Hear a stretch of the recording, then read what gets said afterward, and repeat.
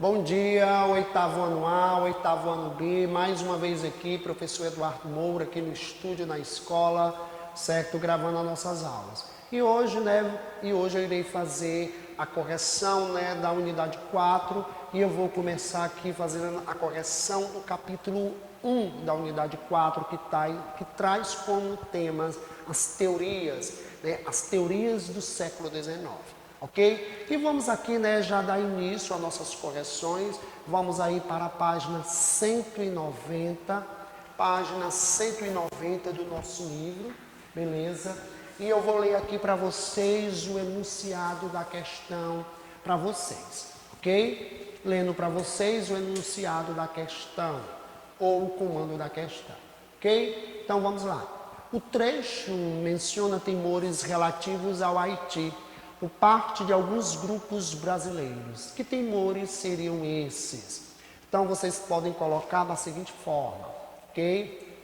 Vocês podem colocar da seguinte forma. Primeira questão, certo, da página 190. O temor de que os negros cativos, grande maioria da população, realizasse uma grande revolta tal qual ocorreu no Haiti. Repetido, o temor de que os negros cativos, grande maioria da população, realizasse uma grande revolta tal qual ocorreu no Haiti. Eu quero fazer só uma observação, meus amores, nessa primeira questão, certo, da página 190. Então, vocês podem colocar da seguinte forma, como eu já repeti aqui 2 vezes para vocês. Então, lembrando uma coisa, quando se fala... Lembrando a vocês que o primeiro país, certo? O primeiro estado emancipado, o primeiro estado independente que foi fundado aqui na América foi justamente os Estados Unidos. Sabemos que o continente americano, nessa época, nesse contexto, século XVIII, que eu estou me referindo, eram colônias, certo, de nações de estados europeus. E o primeiro país, o primeiro estado fundado foi os Estados Unidos, foi fundado com sua Constituição de 1776. E é interessante que o segundo foi o Haiti, certo? E quem liderou esse processo de revolta, isso que vai culminar com a independência, com a emancipação política do Haiti, é justamente a parte da população do Haiti mais pobre, consequentemente a mais explorada, que era quem? Os escravos. Então, o processo de independência do Haiti, certo, partiu de um segmento da sociedade haitiana mais explorado, que era quem? Os escravos, que era a maioria no Haiti no final do século XVIII. Ok? Só elucidando esse ponto para vocês que eu acho muito importante. Por isso que as nossas elites temiam muito, porque quando se fala em sociedade brasileira nesse contexto histórico, início, século XIX, o que é que nós temos, Que a relação de trabalho que predominava aqui no Brasil era a relação de trabalho escravos. E os escravos, eles formavam grande parte da sociedade brasileira. Agora vamos para a segunda questão, beleza? Lembrando que quinta-feira pela tarde, estamos nos aprofundando nesses temas. Por que os negros não participavam dos partidos português e brasileiro? Então, vocês podem colocar, certo, da seguinte forma, a segunda questão. Segunda questão, porque as nacionalidades brasileira e portuguesa eram naquela época limitadas às pessoas, certo? As pessoas brancas. Eu não sou de acordo utilizar essa palavra raça no que se refere à espécie humana, certo? Então por isso que eu não pronuncio raça no que se refere a seres humanos, porque a espécie humana, aliás, nós, no que se refere à espécie humana, ela é unânime, certo? Então, repetindo, porque as nacionalidades brasileira e portuguesa eram naquela época limitadas às pessoas brancas. Então, peço que vocês também não coloquem, né, da raça branca. Não, beleza? Utilize sua palavra pessoas brancas mesmo. E ponto final. Agora vamos para a página 191. Na página 191, certo? Temos aí o ícone, né? Vamos trabalhar o ícone desenvolver e aplicar. Então, nós vamos ter aí o item A e o item B. Qual é a relação entre nacionalismo e romantismo? Então, vocês podem colocar da seguinte forma, beleza? Vocês podem colocar da seguinte forma. Item, primeira questão, item A, página 191. A nostalgia do romantismo, com a exaltação do passado, das lendas e da cultura de um povo, está alinhada aos ideais nacionalistas do século XIX. Repetindo, a nostalgia do romantismo, com a exaltação do passado, das lendas e da cultura de um povo, está alinhada aos ideais nacionalistas do século XIX. E agora vamos para o item B. Então, por que a falta de racionalidade na política do século XIX seria onerosa? Então, vocês podem colocar da seguinte forma. Porque a política não pode se apoiar apenas em sentimentos. Além disso, o nacionalismo dos românticos serviu de base para a hierarquização de culturas e sociedade. Repetindo, porque a política não pode se apoiar apenas em sentimentos. Além disso, o nacionalismo dos românticos serviu de base para a hierarquização de culturas e sociedade. Meus amores, eu quero fazer aqui uma observação no que se refere a essa questão aqui com vocês. Então, quando eu falo em romantismo, certo? Romantismo foi um movimento que, né, lembrando que esse movimento ele vai surgir na Europa, o seu fundador foi o grande Goethe, na Alemanha, certo? Ele surge na Alemanha no século XVIII e o auge desse movimento literário, desse movimento filosófico, desse movimento artístico também será o século XIX.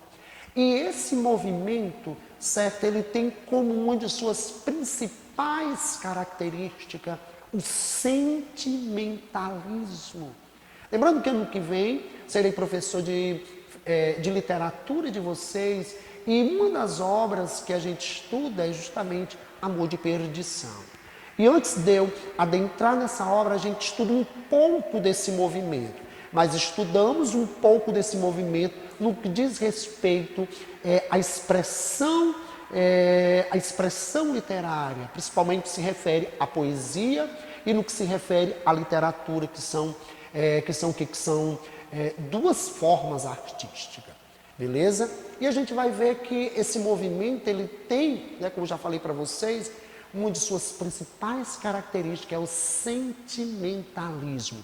E a política, ela não pode se apoiar nesse sentimentalismo, certo? Por quê, meus amores? Porque a política, lembrando a vocês, ela tem como principal objetivo resolver os problemas existentes na sociedade, né? É isso que a política é para fazer. Embora, né, sabemos que esse objetivo sempre, né, constantemente, certo, se desviam desse objetivo. Não é para o interesse da coletividade, não é para o interesse da maioria, e sim, geralmente, para o interesse de uma minoria. E muitos estão na política, nisso que se chama de político, para se beneficiar pessoalmente. Não estão, na maioria das vezes, a serviço do coletivo da maioria, ok? Só observação aí importante para vocês, beleza? E agora vamos para a página 192.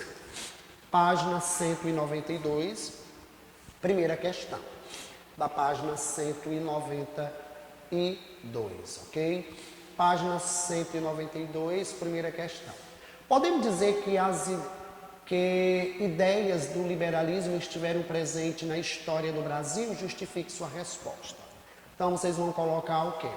Vocês vão colocar sim, a independência, as revoltas pela autonomia das províncias e a manutenção da escravidão como direito de propriedade privada são elementos liberais presentes em nossa história. Ok? Então, na segunda questão, é uma questão objetiva, vocês irão marcar o item B. Na segunda questão é o item B, vocês vão marcar o item B na segunda questão, na página 192. Beleza? Agora vamos para a terceira questão da página 192. Terceira questão. Vocês podem colocar da seguinte forma. Ok? Segunda questão. Por que os movimentos nacionalistas ocasionaram guerras ao longo da história? Então vocês podem colocar da seguinte forma. Porque alguns grupos nacionalistas passaram a desejar sua independência, o que era contestado pelo governo e gerava conflitos. Então, a quarta questão é uma questão pessoal e vamos para a página, ok? Vamos para a página 193. Página 193, abaixo de racismo, vocês vão colocar nações rivais. Abaixo de racismo, vocês vão colocar nações rivais. E aqui vamos para a coluna onde tem liberalismo. Abaixo de Estado absolutista, vocês vão colocar liberdade civil. Liberdade civil. E vamos para a coluna do socialismo. Socialismo, certo? Vocês irão colocar, né, ao lado de propriedade privada, vocês vão colocar propriedade pública. E agora vamos para unidade 4, capítulo 2. Vamos para a página 198. Página 198. Ok? Página 198. 197. E agora 198. Página 198, nós vamos ter aí uma questão, ícone desenvolver e aplicar. Nós vamos ter 3 questões. Então, ele pede o quê? A seguir, sobre tais revoluções, comente como podemos perceber a influência do socialismo. Então, vocês podem colocar da seguinte forma. Primeira questão, item A.